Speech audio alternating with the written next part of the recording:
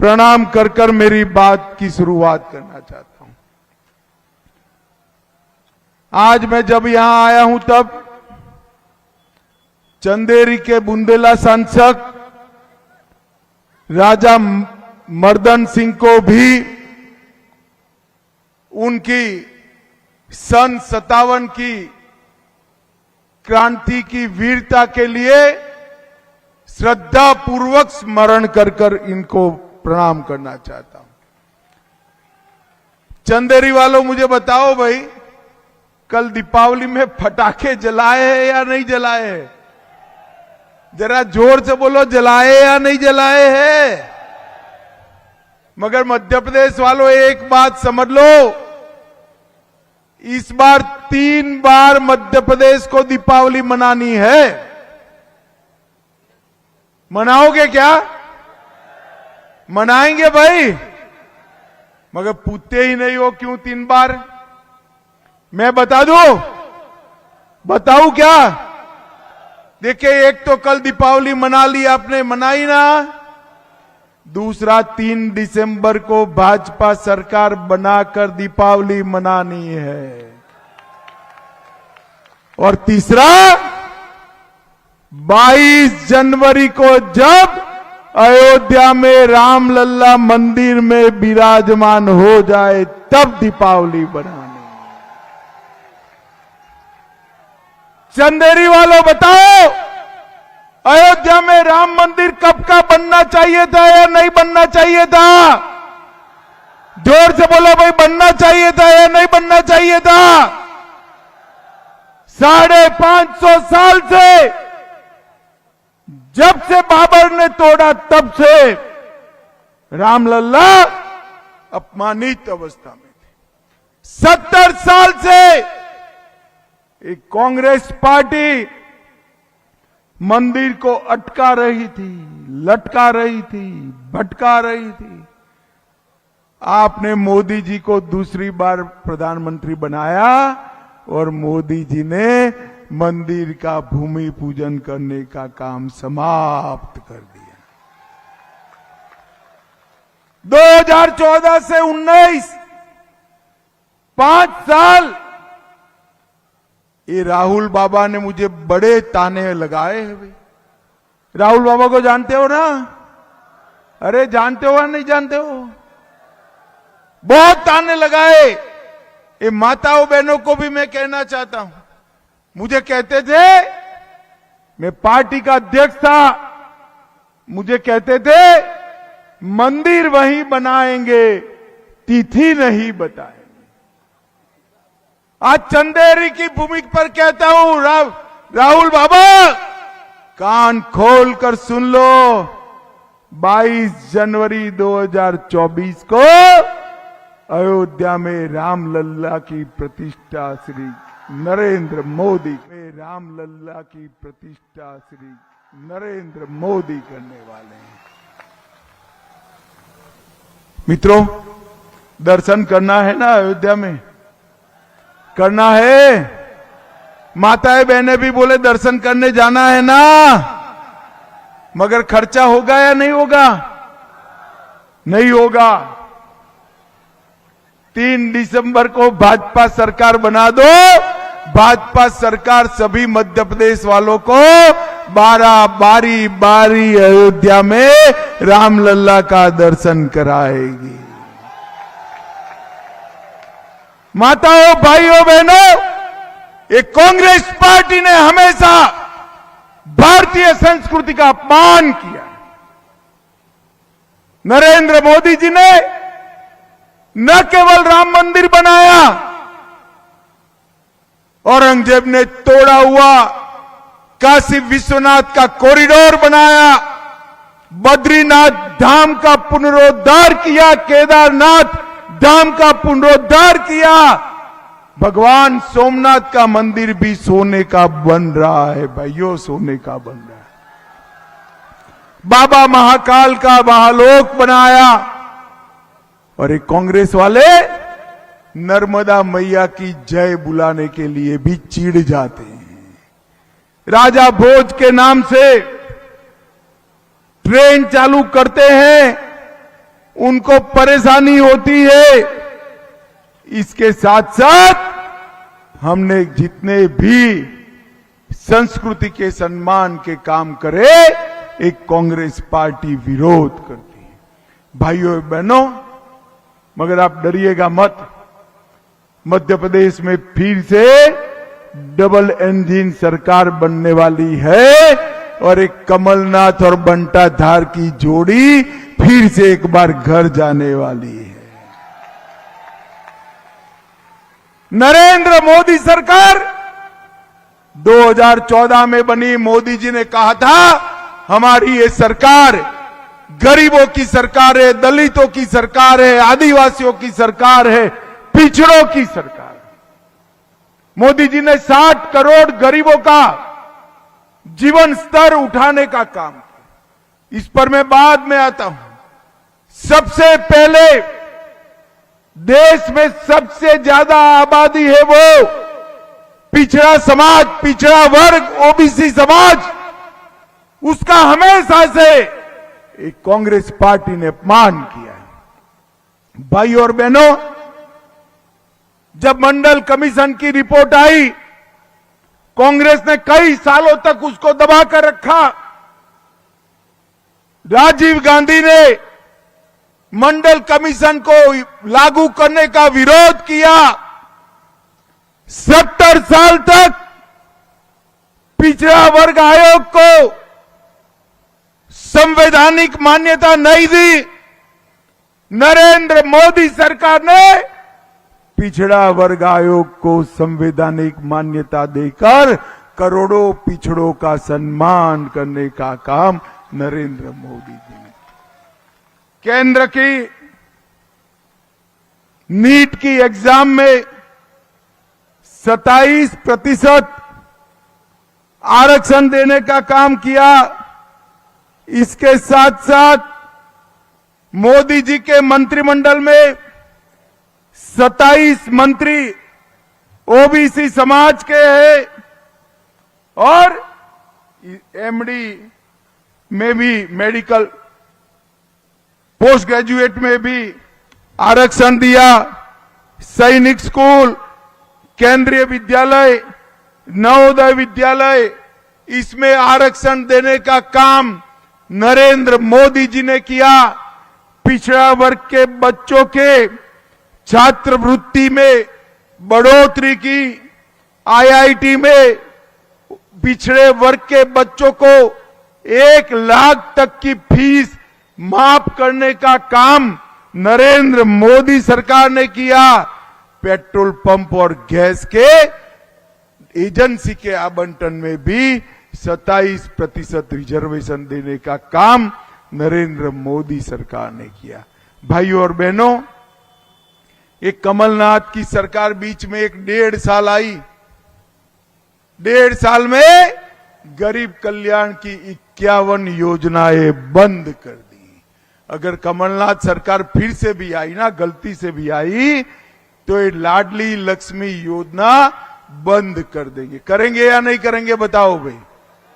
करेंगे या नहीं करेंगे? कमलनाथ सरकार ने ढेर सारे घोटाले किए। एक कमलनाथ जी के साथ 350 करोड़ का मोजर बेयर घोटाला जुड़ा हुआ है। 2400 करोड़ का अगस्ता वेस्टलैंड घोटाला जुड़ा हुआ है। 600 करोड़ का इफको फर्टिलाइजर का घोटाला जुड़ा हुआ है और इसके साथ साथ 1178 करोड़ का गेहूं की खरीदी का घोटाला भी कमलनाथ की सरकार के साथ 15 महीने में इतने घपले घोटाले करे। मोदी जी की सरकार को 9 साल हुआ। इन पर हमारे विरोधी भी आज तक भ्रष्टाचार का एक भी आरोप नहीं लगा पाए, एक भी आरोप नहीं लगा पाए।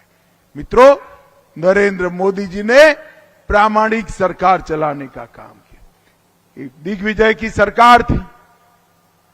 मध्य प्रदेश बीमारू राज्य बनाकर रख लिया था। मध्य प्रदेश में ना रोड था, ना बिजली थी, ना मेडिकल की सीटें थी।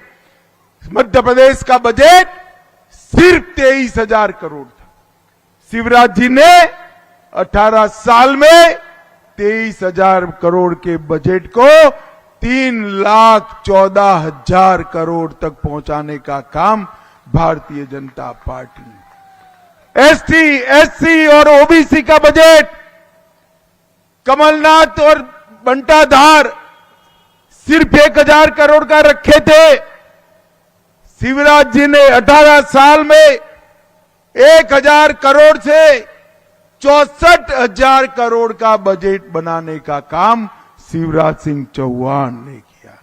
और मित्रों, प्रति व्यक्ति आय भी जो 11,000 रुपया थी, इसको बढ़ाकर 1,40,000 तक करने का काम ये भारतीय जनता पार्टी की सरकार ने किया। और मेडिकल कॉलेज में सीटें 620 डॉक्टर सिर्फ मध्य प्रदेश में बनते थे, अब 4,000 से ज्यादा बच्चे डॉक्टर बनकर मध्य प्रदेश के लोगों की सेवा कर रहे हैं। मध्य प्रदेश का विकास करने का काम नरेंद्र मोदी सरकार, शिवराज सरकार, हमारी डबल इंजन सरकार ने किया है। और माताओं, भाइयों, बहनों, मोदी जी ने ढेर सारे गरीब कल्याण के काम करे हैं। मैं आज आपको बताने आया हूं 93 लाख किसानों को हर साल 6,000 रुपया नरेंद्र मोदी सरकार दे रही। अब मैं बताता हूं, ये 6,000 रुपया मिलता है ना, कमल फूल की सरकार बना दो, किसानों को साल में 12,000 रुपया देने का काम हमारी सरकार करेगी। 65 लाख गरीब के घरों में नल से जल पहुंचाया।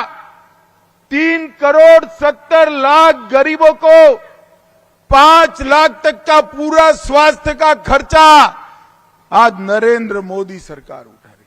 इतनी सारी माताएं बहनें आई हैं, आप भाजपा सरकार बना दो, अब तक 5 लाख का खर्चा उठाते हैं, भाजपा सरकार बनाने के बाद 10 लाख तक का खर्चा हमारी सरकार उठाएगी।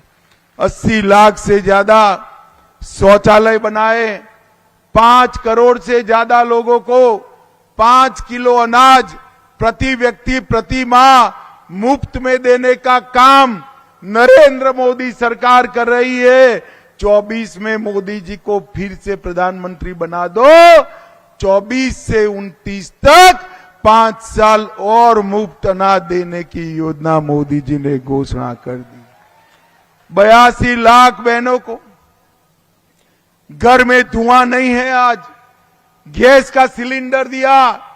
आप 3 तारीख को भाजपा सरकार बनाओ, मध्य प्रदेश में लाडली बहना को कितना भी दाम हो 450 रुपये में गैस का सिलेंडर देने का काम ये भारतीय जनता पार्टी की सरकार। 40 लाख से ज्यादा गरीबों को मकान देने का, घर देने का काम ये भारतीय जनता पार्टी की सरकार ने किया है। भाइयों और बहनों, मुझे बताओ, मैं अंतिम बात पूछना चाहता हूं आपको, ये कश्मीर जो है हमारा है या नहीं है? जोर से बोलो, है या नहीं है? ये धारा 370 हटनी चाहिए थी या नहीं हटनी चाहिए थी? ये कांग्रेस पार्टी 70 साल से धारा 370 को अनौरत संतान की तरह अपनी गोदी में खिलाती थी। मोदी जी ने 5 अगस्त 2019 को धारा 370 को समाप्त कर दिया और कश्मीर को हमेशा के लिए भारत के साथ जोड़ने का काम कर दिया। अब युवाओं में आपको एक बात बताने आया हूं, जब ये धारा 370 हटाने का बिल लेकर मैं पार्लियामेंट में खड़ा हुआ, ये राहुल बाबा है ना, राहुल बाबा, वो खड़े हो गए और कहा मत हटाओ मत हटाओ। मैंने बोला भाई क्यों ना हटाएं? तो उन्होंने कहा कश्मीर में खून की नदियां बह जाएगी। राहुल बाबा 5 साल हो गए, खून की नदियां छोड़ो, कंकर चलाने की किसी की हिम्मत नहीं हुए है। कंकर चलाने नरेंद्र मोदी जी ने देश को सुरक्षित करने का काम किया, देश को समृद्ध करने का काम किया है। और नरेंद्र मोदी जी ने चंद्रयान के माध्यम से तिरंगे को चंद्रमा पर पहुंचाने का काम हमारे नरेंद्र मोदी जी ने G20 कर दिल्ली डिक्लेरेशन से कूटनीतिक विश्व में भारत का तिरंगा आसमान से ऊंचा लहराने का काम हमारे नरेंद्र मोदी जी ने किया है। नई पार्लियामेंट कर्तव्य पथ बनाने का काम नरेंद्र मोदी ने किया। और ये हमारी माताएं बहनें बैठी है ना, धारासभा, विधानसभा और लोकसभा में माताओं बहनों को 33% आरक्षण देने का काम भी नरेंद्र मोदी जी ने किया है। भाई और बहनों, ये बंटाधार, दिग्विजय और कमलनाथ, करप्शननाथ मध्य प्रदेश का भला नहीं कर सकते। आज मैं आया हूं चंदेरी में, जगन्नाथ सिंह रघुवंशी को जिताइए, कमल फूल की सरकार बनाइए और आने वाले 5 साल तक मध्य प्रदेश और भारत के भाग्य का विधाता आप लोग हो। आप इसका फैसला करिए कि भाजपा सरकार चाहिए या कांग्रेस सरकार चाहिए। माताओं, भाइयों, बहनों, मुझे बताओ, 24 में मोदी जी को प्रधानमंत्री बनाओगे क्या? जोर से बोलो, बनाओगे? 17 तारीख को कमल फूल पर बटन दबाओगे? जगन्नाथ रघुवंशी को विधायक बनाओगे? भाजपा सरकार बनाओगे? तो मेरे साथ दोनों हाथ उठाओ, उठाइए दोनों हाथ, विजय के संकल्प की मुट्ठी बींचे और प्रचंड आवाज से बोलिए, भारत माता की, भारत माता की, वंदे वंदे वंदे।